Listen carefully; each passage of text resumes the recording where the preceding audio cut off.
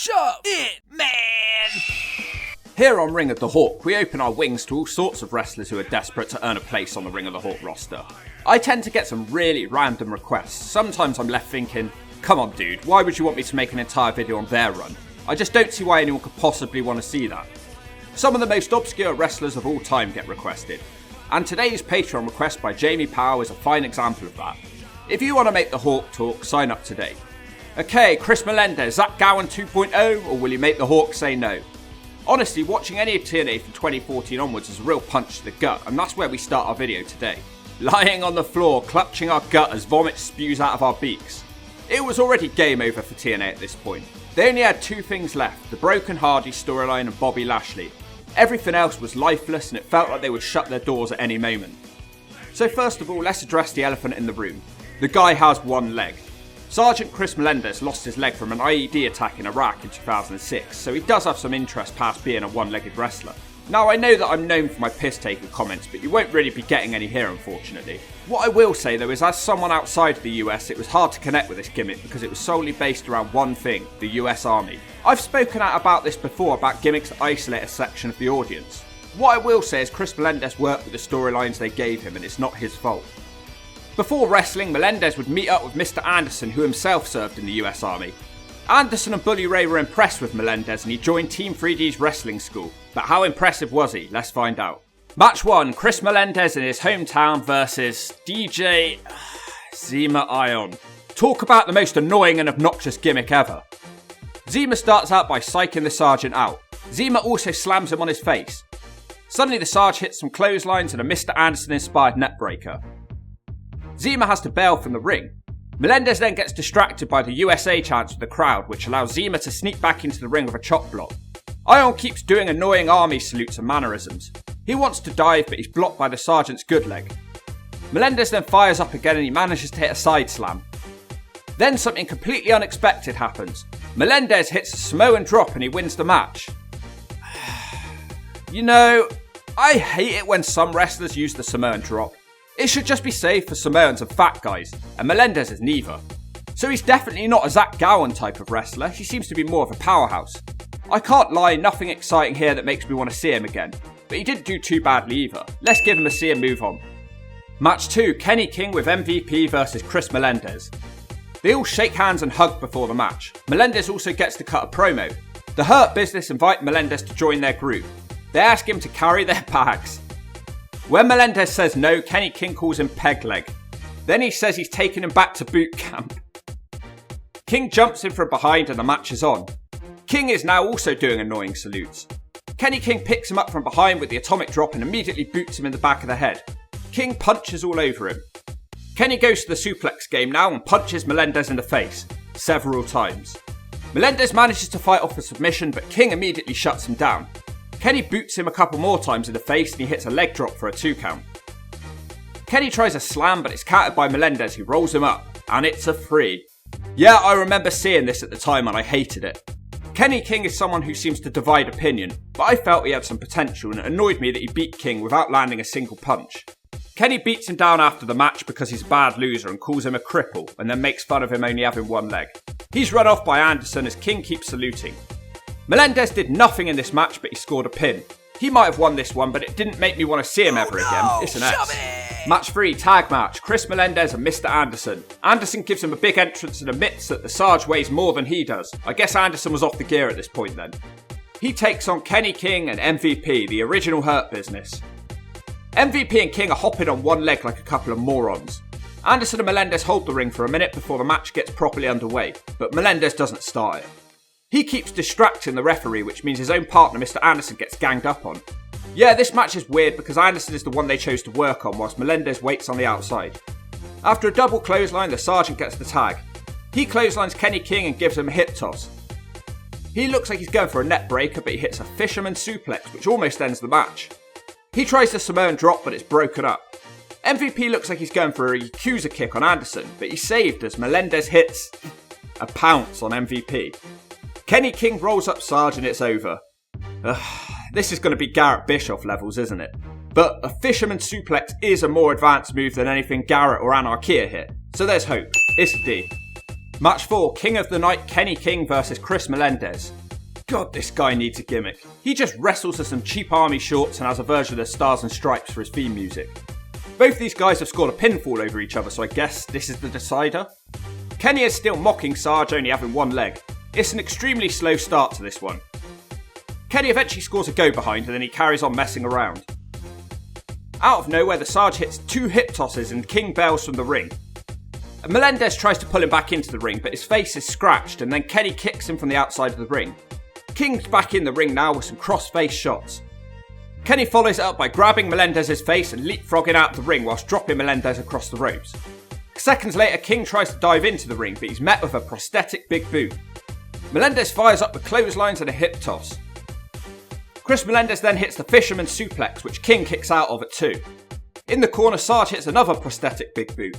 He looks to win with the Samoan drop, but MVP is here in an ugly shirt, smacking Melendez with a chair. Anderson tries to make the save, but he's too late. Probably the best match so far. It was thrown out, but the crowd seemed to like it, so it's a C. There's no need to pee. The commentary team are talking about how much of a massive future Melendez has. Then, he's written off TV and not booked for 4 months due to the MVP chair attack. Great stuff. Match 5, 20-man Royal Rumble match. Melendez enters about halfway through the match and he immediately battles his rival Kenny King. He hits a Bully Ray sit-out ass buster, so at least he's adding new moves to his arsenal.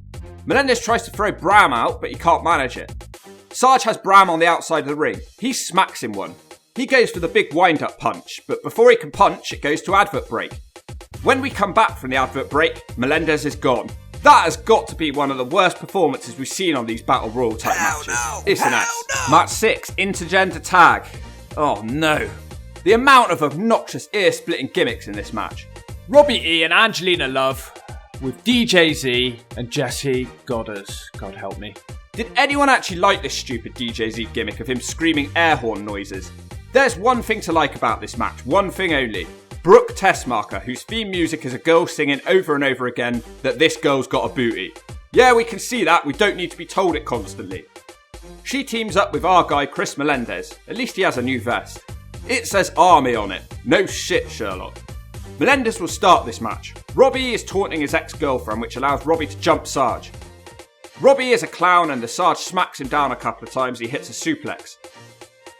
Melendez tags his partner in and Robbie is scared of Brooke. Robbie is also scared of clowns. Robbie is a clown.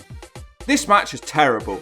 Angelina Love also hits a Samoan drop with little impact, so that kills Sarge's finisher then, doesn't it?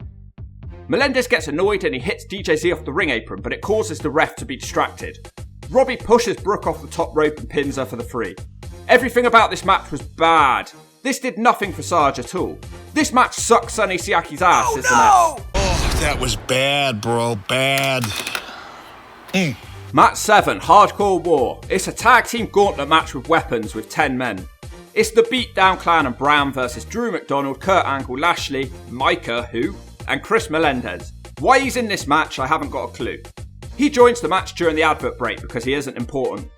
He is just rolling around on the floor getting stamped on. He's smashed with a kendo stick and thrown out the ring. After 10 minutes of nothing, he finally gets in the ring fighting Eric Young. He gets a 2 count on the prosthetic big boot. Then Eric Young hits the pile driver and it's over. I guess that's why he's in this match. Shove it. Young proceeds to rip his leg off. Kurt Angle isn't happy with those actions, so Young hits him in the head with the prosthetic leg. Then he chokes Angle out with the leg. I don't really need to say it, do I? Shove it! Match 8, another month later. How do they expect him to get over like this? Eric Young versus Chris Melendez. Poor psychology here in this one as he doesn't seem fired up despite Young's attack on his leg. Well, it was a month ago, maybe he cooled off. Young beats him up with viciousness as the crowd chant USA. For once this chant is appropriate as Young is Canadian.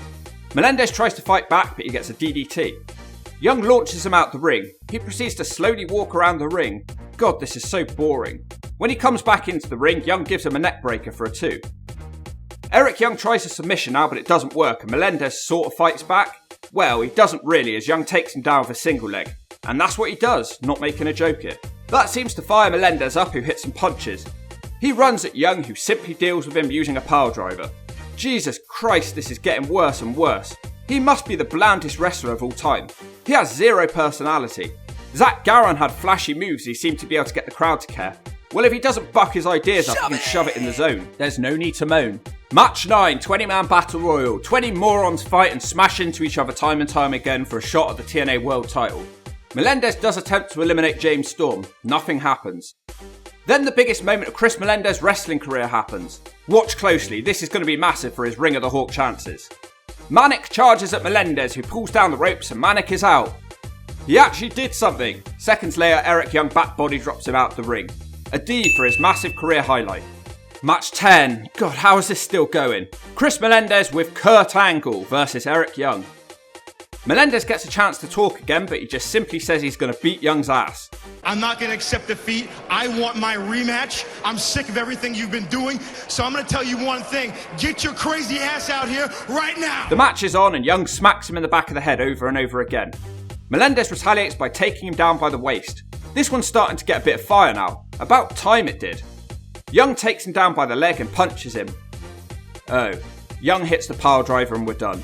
Kurt Angle looks really disappointed. I don't know what his problem is. He only had to watch one Chris Melendez match. Try 10. I deserve my own Olympic gold medal for sitting through these matches. It's an F. Melendez is totally deluded now. He cuts a promo saying that he believes he can beat Eric Young. Eric Young says he has nothing to gain from having a match with Melendez again, so he declines the offer. He then changes his mind when Melendez agrees to put something on the line. Just before match 11, a wild slapnuts appeared. Double J, Jeff Jarrett. He's walking around with his wife trying to scam people with gold and global fast wrestling. It's Eric Young versus Chris Melendez. Winner gets Sarge's prosthetic leg. I'm not even joking. What's Young even going to do with that? Shove it up Sonny Siaki's ass? It doesn't start well for Sarge as Young gives him a belly to belly and he's almost done already. Sarge does fight back with rabbit punches to the gut, but it barely affects Young. Later on, Melendez is able to hit a couple of clotheslines and a net breaker. Melendez hits the Bully Ray ass buster, but Young pretty much no-sells it. Eric Young tries to charge him in the corner, but he crashes and Sarge rolls him up for a 2. Eric Young retaliates with a single leg and rolls Sarge up with his feet on the ropes. Eric Young wins the match by cheating. He is the winner of the leg. Melendez hops about on his good leg and gives Eric the prosthetic leg. EY is very happy with his new trophy. It ends. I don't understand why they keep booking this guy. His whole gimmick is that he has one leg and now it's gone.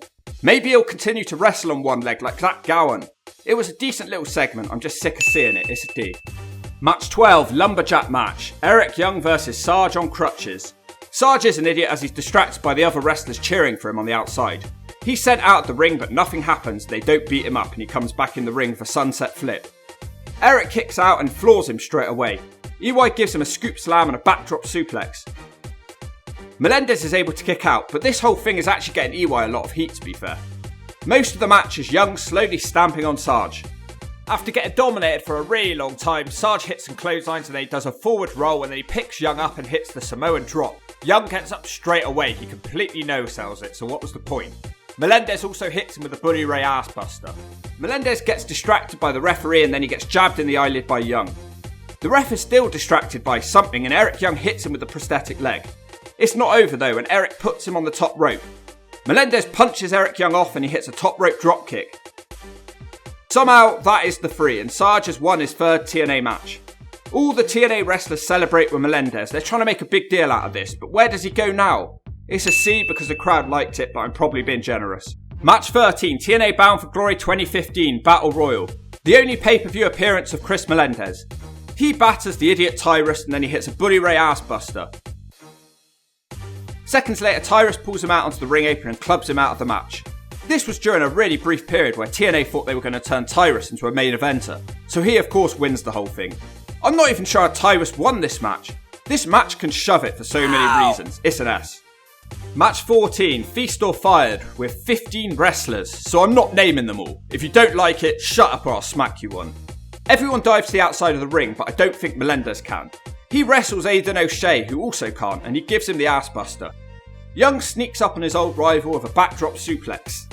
The best bit is Grado climbing onto O'Shea's back to get a case down. Unfortunately for O'Shea, Grado can't unclip the case and he stands on his back for ages. I have it on good authority that this causes O'Shea permanent back trauma. Drew McDonald gets the next case. Deep into the match, Melendez gets involved in a tower spot. He's quickly sent away again. Eli Drake secures the 3rd briefcase. Bram destroys Melendez with the brighter side of suffering. I don't think he's getting a case here. Yeah, I was correct, as Storm secures the final briefcase. Another real shover.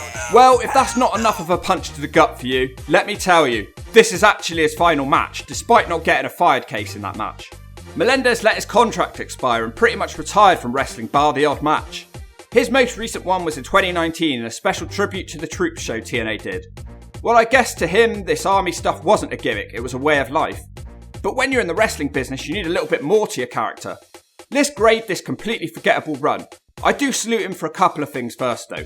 He actually cut some promos and they were fine. It was nothing groundbreaking, but he didn't stumble over his words or anything like that. Second thing, he didn't seem to botch. He was usually in there with safe workers like EY, but still, not much to report here. The reason it didn't work for him is they just shoved him on TV with no character past he was a one-legged veteran, and that wasn't enough for me. Once he had the feud with EY over the leg and lost it and then won it back, what else was there for him to do? It was completely boring and forgettable. Ultimately, at least he tried. I don't think I'd hire him for Ring of the Hawk, but this isn't the worst performance I've ever seen. Still an S though, and if you don't agree with that, your opinion's blow.